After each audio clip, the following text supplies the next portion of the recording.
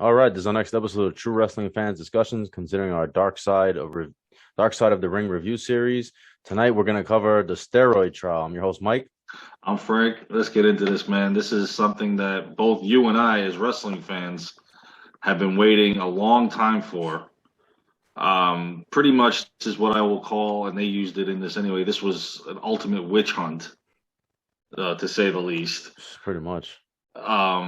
But imagine, there was no social media back then, so we only knew what was put in the newspaper or on the news. And unfortunately, one of the unfortunate people to go up against Vince in this was the one always writing the stuff. So you always thought back then that it was Vince that was the bad guy in this. Yeah, and then the news back then, I remember watching this on the news, but it was just short little segments, like on the news. I mean, like only like a couple of minutes they would cover it. And I remember when the Warrior showed up to trial. At the time, Warrior had been gone for a few years, and I remember being like, "Oh, he's alive! The Warrior's alive!" And I was just hoping that because the rumor was going around that he supposedly was dead. Yeah, he was dead. So it's like, oh, I hope he comes back. And he didn't come back for a couple. Took a couple of years to come back, but it was nice to know that he was still alive.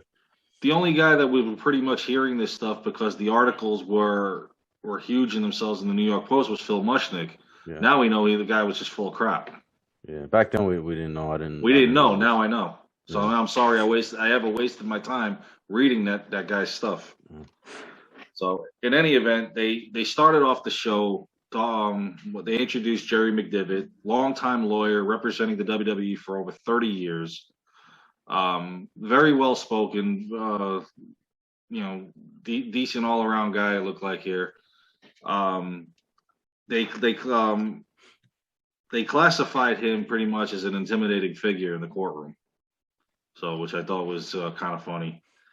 Some of the other guys they interviewed during this, and at least in this Dark Side, there wasn't a huge list of people that they were interviewing during, like the Rob Black one where they had like 10, 12 people that they were talking to. They had talked to Wade Keller, an editor of Pro Wrestling Torch newsletter, Dave Meltzer, everybody knows, Wrestling Observer, John Arizi, the host of Pro Wrestling Spotlight and the biggest jackass out there right now to this day, in my opinion.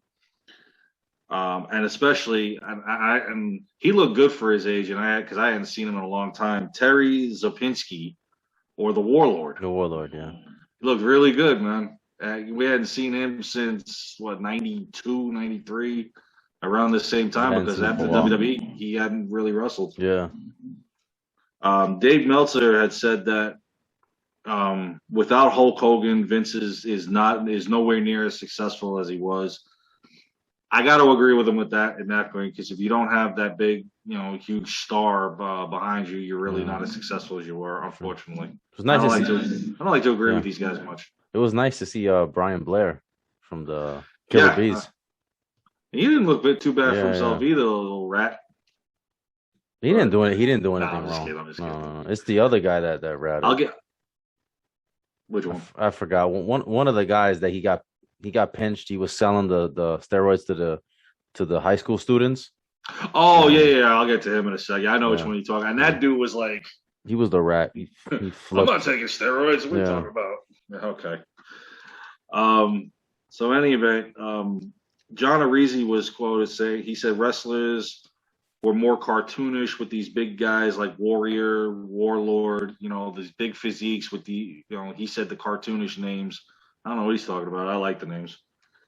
Warlord was talked about saying, actually Arizi, I'm sorry, also said that he estimated 90% of the wrestlers in that time period were on steroids. And pretty much before the act went into effect, he's right, they were until that, and I'll get to the law here in a second. In the late 1980s, steroids was legal if the drugs were prescribed by personal physicians for treatment of injury or disease. WWE wrestlers had an unlimited access to this thanks to a willing accomplice, as quoted by Chris Jericho during this. And that was Dr. George Zahorian. That his name comes up lots of times in this.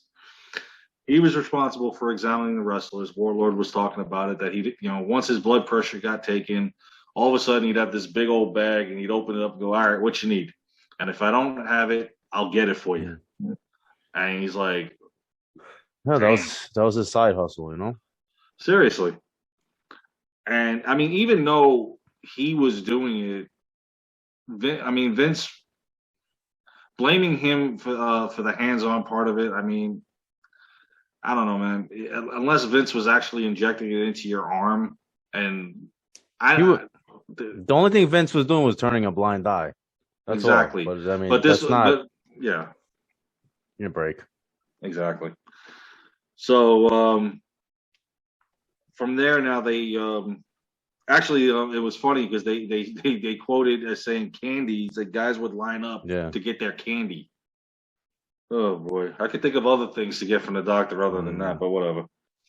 From there, they had interviewed B. Brian Blair, which was it was cool to see him after all these years. I mean, it's been what 35 years since we saw the Killer Bees. I mean, it's a long time. He said guys were under pressure to look their best and to keep their spot in the business. So this is why most of them would do this.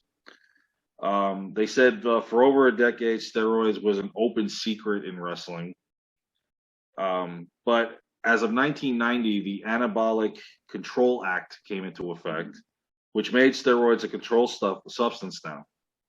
And the FBI had targeted weightlifter Bill Dunn, who like that turned rat. He quickly agreed to hand over his supplier, and it just happened to be Dr. Zahorian. Yeah. I mean, it's like they didn't even like grill this guy for all. It's like they just threw a book down and like, all right, I give up. I'll do it. I'm sorry. I'm like, damn, dude. This guy, man. Anyway, unbelievable. Yeah, and like I said, he started the whole thing. It was his fault. Exactly. It was a domino effect. And it don't look like he's on steroids or he's just all he had to do was just you know, he didn't have to take anybody down. He should have just done the time and that's it. He could, and that's even if he would have gotten time. You got to take your gamble and see if the case goes. I think he probably would have, but still, what do you get? A few years for that? I don't know. I have no idea. I don't know how much they caught him with. I think they did mention it, but I don't know. Okay. So, in any event, now the FBI had done wired during a conversation with Zahorian, and it's funny as they were talking about as the authorities were building their case against Zahorian. A federal office official mentioned the investigation now to a colleague, and who had tie-ins now with the WWE. So here we go. Now it's just it's happening, folks, whether we want it to or not. The news reached the desk now of Linda McMahon, who commands the company to distance themselves from Zahorian. Pretty much, they're covering their ass at this point. And they showed the letter and highlighted it, where she was adamant about it. As authorities probe Zahorian's drug dealing enterprise, I love that how they listed it as that enterprise. Yeah, a trail of evidence leads straight to the WWE wrestlers. I think one of the things they saw was a photo. That was really what nailed it. Was Zahorian with Vince and Hogan. But then that was one of the things they found. Yeah, I think I don't know. Is that later on? It's later on, yeah. But yeah, that's one of the things that caught their eye was that. Yeah, that was a little later on because that was the initial trial that didn't have anything to do with WWE themselves, but just former talent. Yeah. So. This one was actually I thought was weird. The FBI had visited Blair at his house and told him that he had 3 FedEx packages from Zahorian and that they knew everything was inside. Turns out they went into the warehouse, they opened it up, filmed everything. Wow, I never heard the word warrant during that whole thing. Did they even have a warrant to do that? They never said that. I mean, I would assume so, but I would hope so. I mean, to get for the case to build as far as what they got, I would hope. I mean, it's the feds, so I mean, the feds do what the feds do. But what I was curious about was, I guess he didn't have a prescription because he had a prescription and he just wrote him a prescription, I think he would have been fine. I think it's the fact that he didn't actually have a prescription. This guy was just paying for, the drugs, and it was sent to his house. That's what I'm assuming had to have happened because if he had a prescription, they couldn't do anything. Exactly. So they told Blair to testify, and he wouldn't be prosecuted. And sure enough, he agreed. He said, "Okay, I'll do it." They had 5 wrestlers. What? He did what he had to do. 5 wrestlers were set to testify against Zahorian. I saw Piper's name on the article, and I know Hogan was supposed to be one of them, but they didn't mention who the rest were. Like I said, including Hulk Hogan, whose appearance could spell disaster for him in the WWE. Now, Mcdivitt was enlisted to get Hogan excused from testifying. And this is where they bring in the New York Post columnist Phil Mushnick. Jesus, this guy. He actually was talking about how Hogan got dismissed from testifying. And what's funny is Mcdivitt had told the story, and I laughed when I heard about this. How they mentioned Ronald Reagan had to testify in the Oliver North case. Yeah. Despite the fact that he didn't want to do it. Right. And they were like, how did Hogan get off if Ronald Reagan can't? His reply was, maybe he had the wrong lawyer. Yeah, exactly, yeah.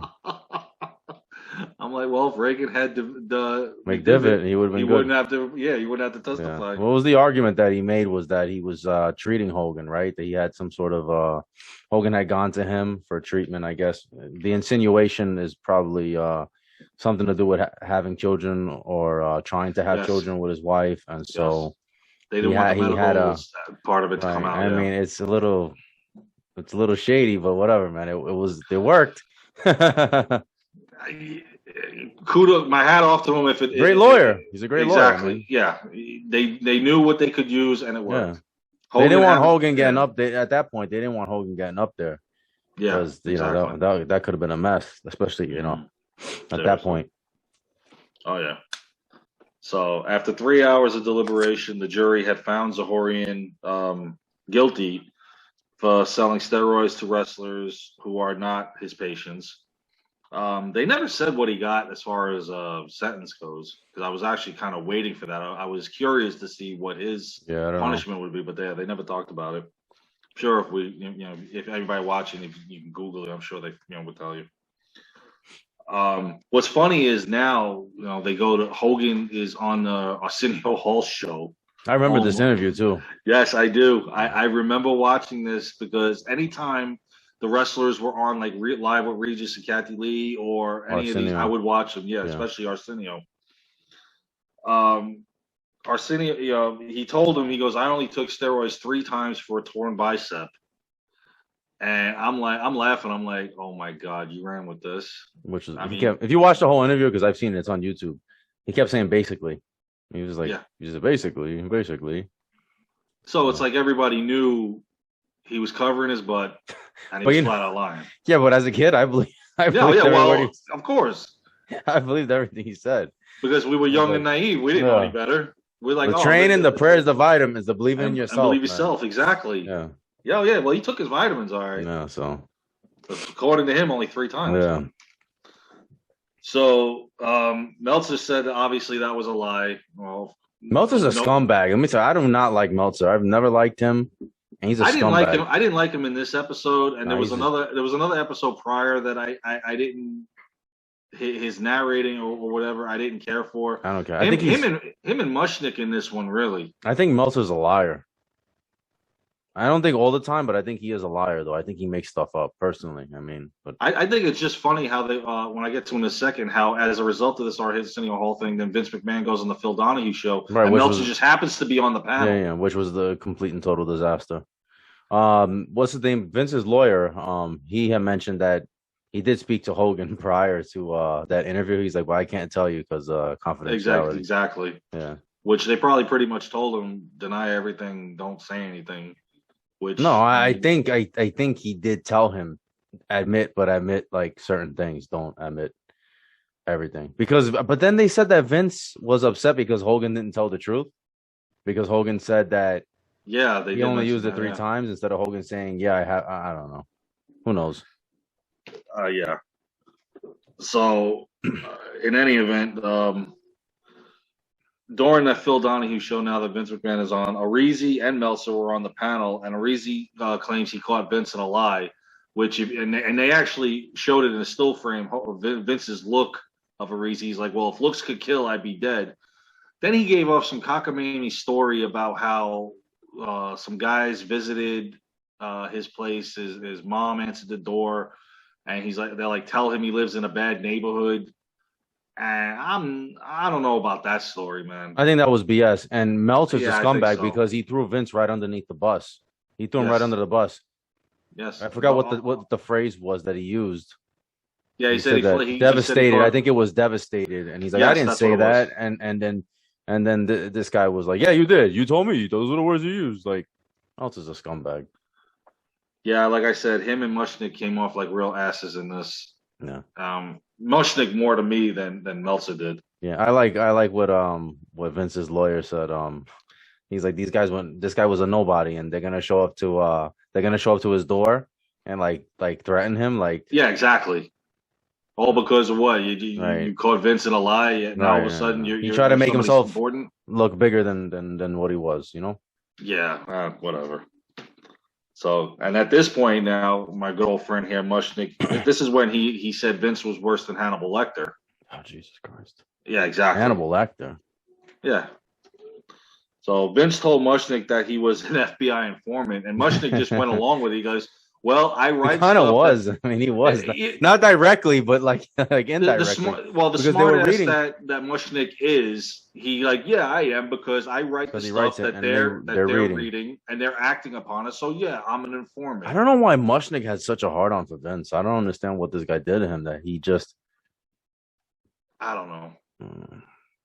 Maybe if we look into it one time, we can do a side episode on this or whatnot.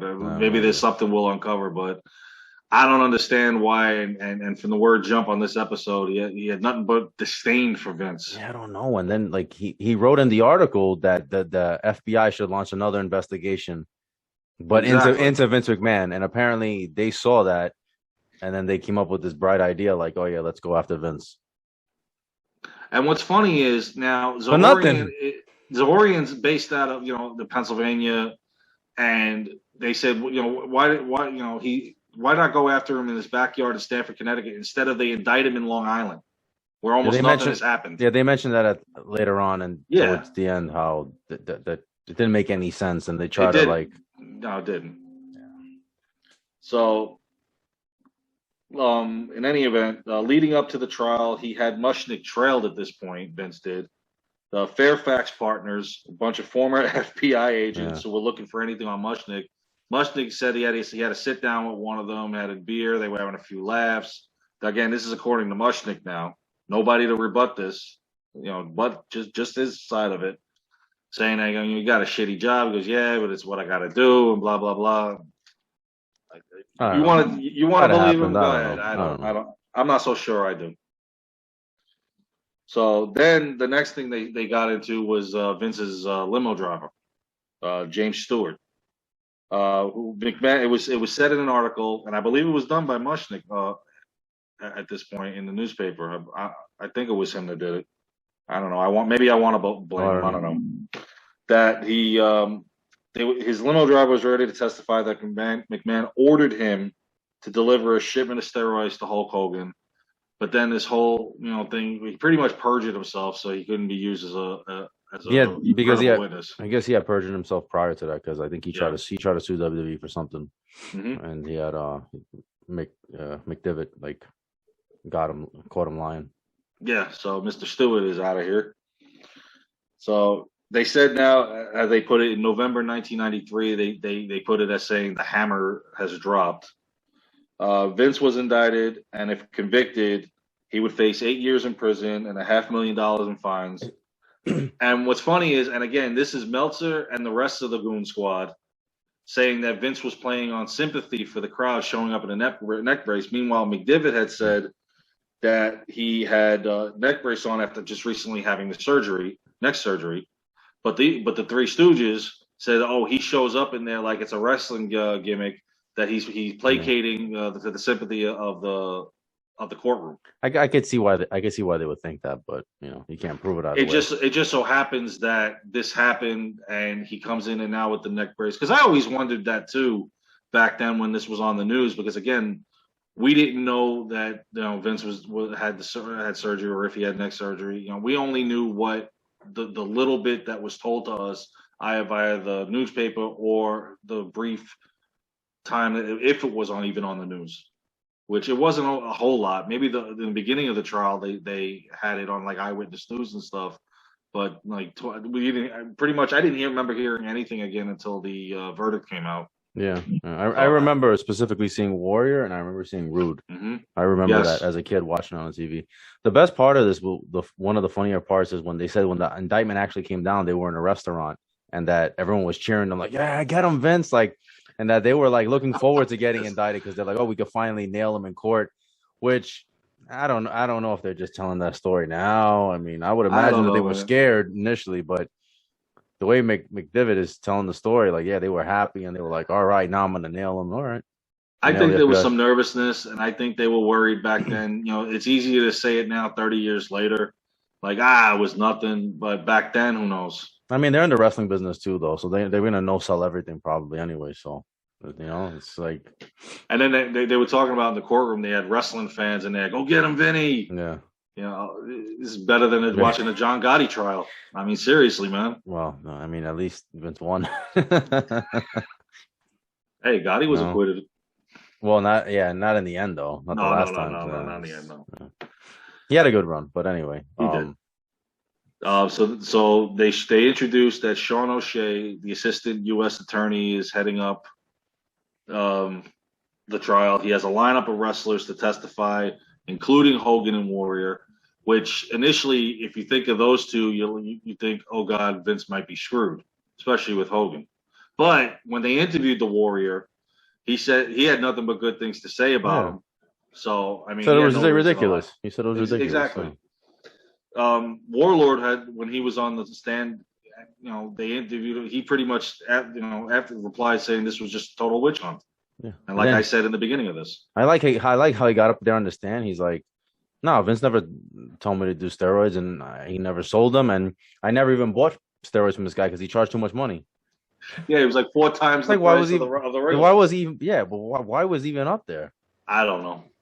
Honestly, the funniest is when they had Nails on there, and he's like, Vince told me to take steroids, and Mcdivitt had said, okay, how do we know that you're taking them, or that he wants you to take them? You're wearing an orange jumpsuit to the ring. The fans aren't exactly going to see your physique in the ring. If anything, in my opinion, he didn't need steroids. He needed wrestling lessons because he just sucked in the ring. I'm sorry. Yeah. The missing part of this whole story is the fact that Nails got fired because he choked Vince McMahon out. So he had a vendetta against him. He had a grudge against Vince. So I don't think he had much credibility, but they didn't, for whatever reason, they didn't mention that in this episode. I thought that it was relevant because you could see why he would get up there on the stand because he hated Vince, and they actually do mention that. He said, they asked him, "Do you have animosity towards him?" And he's just like, he said no. I think he said no at first. He doesn't know. They were like, no, he doesn't know what that word means. Do you hate Vince McMahon? Yes. Yes. All right, get out of here. Oh my God. But what was funny is during this trial, they said Mcdivitt had prior representation of Hogan at the Zaharian trial, and it's regarded as a conflict of interest. So they brought in Laura Bravetti so that she would represent Vince in this case, and Mcdivitt would represent WWE. Right. So they had 2 opening statements, 2 closing arguments. Yeah. This was actually this is beneficial to Vince. And she would cross-examine Hogan. Exactly. And Mcdivitt couldn't be taken out of this. Yeah. It was funny when they were talking about all of a sudden Zaharian was brought in to testify. They were talking about how he was taken on a 44-day journey of solitary confinements and just these darkest places and prisons, and I guess they were trying to get him scared straight so that they would do whatever he wanted, or say whatever he wanted. Say whatever they want. Yeah. Nice trick that they're pulling at this point. They must be desperate. That's. On the stand, he recounts a meeting with Vince. He disclosed he was selling steroids to his wrestlers and was never told to stop. When asked by prosecutors, Zaharian denied his treatment was malicious or influenced his testimony. So I thought that was funny because if you do say that, well, on your way back, you're going to have a world of problems after that. So from there, now they had Vince's personal assistant on the stand, Emily Feinberg, and she had intimate knowledge of his own use of steroids, Vince on roids, and records of financial transactions between him and Zaharian. But the thing was, Zaharian, to get back to him for a second, they had that note, remember? They had that note. The letter, yeah. That said the whole thing about whatever the hell was going on. So the prosecution didn't look good. No, they did. By this point, it's like really they're reaching. It's like the old thing where you throw shit up against the wall and see if you can get it to stick. Yeah. Pretty much at this point, it's like they're trying. They're reaching. They're doing anything just to barely hold on to this. Yeah. It's like the Titanic. And then once they were done with her, the next thing, the person they had on the stand is now they went to Hulk Hogan. So this is kind of like maybe the make or break part of the trial. And Hogan was actually granted immunity for anything he revealed on the stand, as far as how he got his steroids from Zaharian while he was working with for Vince. And he was I don't know if it was a radio interview or a talk show in 2002. He had they did the audio where they you hear Hogan say, if it wasn't for me, Vince didn't go to jail because of me. Well, Vince didn't go to jail because this wasn't a solid case. I mean, Vince he pretty much, his testimony probably just clinched it. But I mean, it was going there anyway. I mean, Vince didn't do anything. Exactly. Well, he didn't do anything they accused him of. Exactly. So, and then Hogan was like, "Oh, he didn't go to jail for 17 years." I'm like, "No, dude, it was 8, but it's all right." You know, math is. Well, you know, Hogan. I mean, no, exaggerating is what Hogan does. So. Yeah, and just you could see the how they had the artwork from the courtroom, how the two of them looking at each other, and it's like that was just a whole huge mess there. And the best part is during this whole dark side, Sean O'Shea declined to be interviewed for his thing, and I thought that would have been kind of interesting if they would have gotten him on here like they had Mcdivitt. But it is what it is. He was probably really embarrassed that he lost, from the way that he lost. Yeah, it happens. The convincer for me was when they Mcdivitt had done his research on steroids and came across Anavar, which was a powerful steroid, and the FDA said it was not safe for human consumption, and yet the wrestlers who were testifying here were on this. And the jury wanted to know if Mcdivitt's thing was correct. So they had to have a sidebar and everything. And they asked the judge, is what Mcdivitt true? Did they not remove it? And he was like, yes, it's correct. They did not remove Anavar from the market. So pretty much at that point, the jury comes in with a not guilty. Yeah, the prosecutor was trying to withhold that. He was telling the judge, no, don't read it. No. Don't tell him. Well, because this is pretty much this is it. This is the final nail in the coffin. What that did was it just showed the hypocrisy. Yes. That you're trying to say that the federal government's trying to, protect the wrestlers and people, and yet they had this on the market and they never pulled it. So how much it's the same, federal government, they didn't pull it. So it's hypocritical. I thought it was interesting how Vince was upset at Hogan for testifying against him, and Hogan helped him. Exactly. So I don't know why. I guess it was just the fact that he actually went up there, but I don't even think. But maybe Hogan didn't have a choice. Maybe they threatened Hogan too. Who knows? I don't know the Hogan side of. I don't think Hogan voluntarily went up there. I don't think that he did. That wouldn't do him any favors. Like it serves no purpose for Hogan to get up there on the stand. Yeah, and he did help him. He said that Vince was good friends and. He didn't sell anything to him, but I don't know. Apparently, Vince was upset. They mentioned Vince was upset. I like how as Hogan's leaving the courtroom, he looks back to everybody. Go watch the pay-per-view Sunday. Hogan's always working. I was curious because they showed Ravishing Rick Rude exiting the courtroom, and I really kind of wanted to hear what Rude had to say during this. Do not hold me to this. Don't hold me to this. But I remember as a kid seeing Rude get out of limousine, and he said, "I don't need to take steroids to look this way." I have this in my memory that Rude said that. Now, if anybody could find the clip, please find it. I've never seen the clip other than my memory from when I was a child, and I remember Rude saying, "I don't need to take steroids to look like this." Yeah. So that's what I remember. I don't know what he said on the stand. I'm sure we could find the transcripts if we look for them. I'm sure it's probably public information. By now, it should be. Yeah. So I mean, I was curious. I see him watching the episode now. I'm like, man, I really wish, because you want to wonder, did he bury him? Obviously, he didn't bury him to the point where there was no relationship going forward. Because again, he came back to WWE. But no, go ahead. Well, no, what they say. What they basically said was, yeah, all the wrestlers admitted to taking steroids, but they didn't say Vince McMahon had anything to do with anything. And it was Zarian, yeah. And they all pretty much said they were taking steroids even before they got to WWF. Mm-hmm. Yeah, I love how Hogan. Yeah, I took steroids 3 times back in like 1983 for a torn bicep. Okay, pal. Sure you did. No. Whatever. I mean, they were doing it at a time where it wasn't.